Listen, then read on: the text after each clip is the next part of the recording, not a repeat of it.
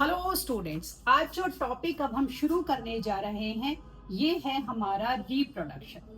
तो देखिए बच्चों, ये हमारा एक सेंसिटिव टॉपिक है, तो इसीलिए इस सेंसिटिव टॉपिक को समझाते हुए मैं एक्सपेक्ट करूंगी कि आप लोगों में एक सर्टेन अमाउंट ऑफ मेच्योरिटी हो, क्योंकि हम बहुत ही कुछ सेंसिटिव शब्दों का यूज़ करेंगे और सेंसिटिव चीज़ों को समझेंगे।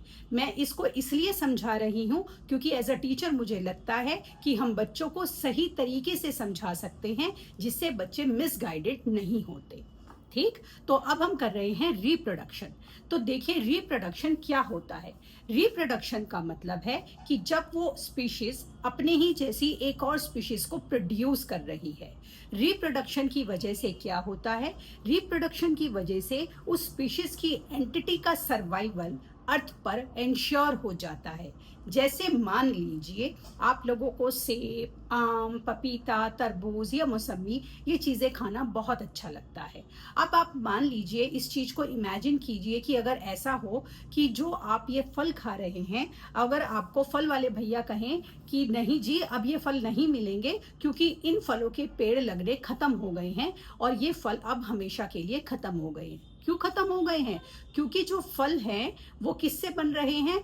हमें मिल रहे हैं, पेड़ से मिल रहे हैं। वो पेड़ लगाने अब हमने बंद कर दिए। क्यों बंद कर दिए ये हमें इसका रीजन नहीं पता, लेकिन फिर आपको ख्याल आया कि ऐसा कैसे हो सकता है। जब हम फल खाते हैं तो उसके अंदर तो इतने सारे सीड होते हैं, उन सीड को अगर हम मिट्टी में दबा दें, अब आप इतने बड़े हो चुके हैं कि आपको पता है कि सीड से नए प्लांट का जर्मिनेशन हो जाएगा। तो नए प्लांट का जर्मिनेशन मतलब आपका क्या हुआ? मतलब हुआ रिप्रोडक्शन। तो रिप्रोडक्शन अर्थ पर उस स्पीशीज के एंटिटी के सर्वाइवल को इंश्योर करता है। तो रिप्रोडक्शन जो होता है इसकी वजह से चाहे हमारे प्लांट्स हों, चाहे हमारे ऑर्गेनिजम्स हों, चाहे बर्ड्स हों या चाहे हम एनिमल्स हों, हम लोगों की जो हम बोलते हैं स्पीशीज है वो लाइफ की कंटिन्यूटी को इंश्योर करती है। किसकी वजह से? रिप्रोडक्शन की वजह से। तो जो रिप्रोडक्शन होता है वो दो तरह का होता है, वो होता है सेक्सुअल और एक होता है हमारा असेक्सुअल। तो जो हमारा सेक्सुअल रिप्रोडक्शन होता है उसके लिए हमें दो पेरेंट की जरूरत होती है, मेल और फीमेल। किसकी जरूरत है? पेरेंट की जरूरत है। कितने पेरेंट की जरूरत है? दो पेरेंट की जरूरत है हमारे सेक्सुअल रिप्रोडक्शन के लिए। असेक्सुअल रिप्रोडक्शन जिसके लिए आपको सिंगल पेरेंट की जरूरत होती है, मतलब सेकेंड ऑर्गेनिज्म की हमें जरूरत नहीं होती है। एक ऑर्गेनिज्म से उस एंटिटी के सर्वाइवल को इंश्योर किया जा सकता है। ठीक, तो अब जो हम सबसे पहले डिस्कस करेंगे वो हम असेक्सुअल रिप्रोडक्शन को डिस्कस करेंगे। यहाँ पर हम एक बहुत ही सेंसिटिव चीज़ों को पढ़ेंगे पहले, कि ना कुछ हमारे सेल्स होते हैं जिन्हें हम रिप्रोडक्टिव सेल्स बोलते हैं। तो कुछ लोग इन्हें गैमेट बोल देते हैं, कुछ लोग इन्हें सेक्स सेल्स बोल देते हैं, कुछ लोग इन्हें गोनेड्स बोल देते हैं। तो ये सारे का मतलब जो होता है सेम ही होता है। आप अलग अलग बुक में अलग अलग शब्द पढ़ते हो तो आपको कंफ्यूज नहीं होना, इनका सेम मतलब है। तो ये जो हमारे सेल्स हैं ये वो सेल्स हैं जो कि रिप्रोडक्शन को इंश्योर करते हैं।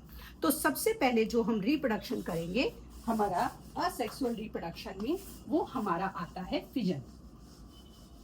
तो देखें फिजन क्या होता है।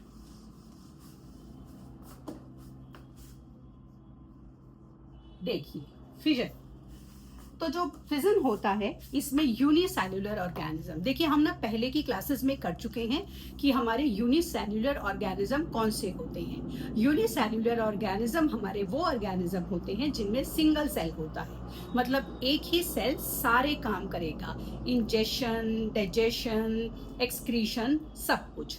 तो यूनिसेल्युलर ऑर्गेनिजम्स के अंदर हमारा फिजन होता है।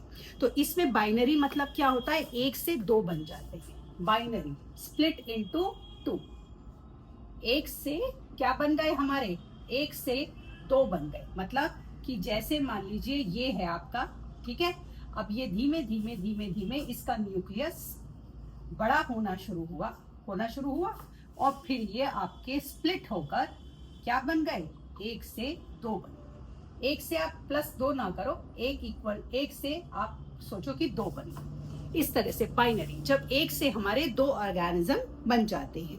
तो ये जो हमारा बाइनरी फिजन होता है, ये हमारा अमीबा, हमारा जो है पैरामीशियम, इसी तरह लेशमेनिया, इन सब में होता है। तो जो अमीबा है ना, ये आपको स्कूल में दिखाया जाएगा स्लाइड पर और आपको पता लगेगा। नहीं तो ये अमीबा आप ये सोच सकते हैं थोड़ा सा ग्रीन कलर का होता है और गंदे पानी में, जो नदी किनारे गंदा पानी है और समुद्र किनारे जो हमारा पानी होता है, उसमें ये आपको आसानी से मिल जाएगा। तो बाइनरी का क्या मतलब है, एक से दो हो गए, तो ये हमने करा बाइनरी फिजन। इसी तरह हमारा होता है मल्टीपल फिजन। मल्टीपल फिजन में हमारा क्या होता है, एक से दो नहीं बनते, एक से बहुत सारे बन जाते हैं, मल्टीपल। अब ये मल्टीपल फिजन कैसे होता है, देखिए, जब आपको डोसा खाना होता है या आपको भटूरा खाना होता है, तो मम्मी क्या करती हैं, वो उसके बैटर को ढककर रख देती हैं 7 से 8 घंटे के लिए। मान लीजिए अगर उनको सुबह बनाना है तो वो रात को उस बैटर को बाहर रख देती हैं ढककर। तो जब आप वो सुबह उठते हैं तो आप देखते हैं कि वो जो बैटर है वो फूल कर बहुत ज़्यादा हो जाता है, बड़ा ज़्यादा हो जाता है और बड़ा फ्लफी और सॉफ्ट हो जाता है। वो क्यों होता है, उसके अंदर होता है मल्टीपल फिजन। ईस्ट नाम का हमारा एक ऑर्गेनिज्म होता है, ईस्ट। ईस्ट नाम के हमारे इस ऑर्गेनिज्म में क्या होता है कि जो चीज़ें हैं वो फर्मेंट होती हैं, उनको वो फर्मेंट करता है। तो जैसे कि आपकी ब्रेड हो गई, केक हो गया, या जैसे मैंने भी आपको बताया आपका भटूरे का बैटर हो गया, इन सब में जब हम ईस्ट को डालकर उस डो में ईस्ट डालकर उसको छोड़ देते हैं कुछ घंटों के लिए, तो जो ईस्ट है वो 1 से 2, 1 से 10, 10 से 100 इस तरीके से रिप्रोड्यूस होता चला जाता है। और वो बहुत ज़्यादा जब रिप्रोड्यूस हो जाता है तो वो डो हमारा फूलता हुआ चला जाता है और वो हमारा फ्लफी हो जाता है। तो जब हम उस बैटर से, जो कि अब फर्मेंट हो चुका है, जो कि अब फ्लफी हो चुका है, जब हम उस बैटर से अपना ब्रेड बनाते हैं या केक बनाते हैं या अपना भटूरा बनाते हैं, तो वो बेहद सॉफ्ट बनता है। तो ये होता है हमारा मल्टीपल फिजन।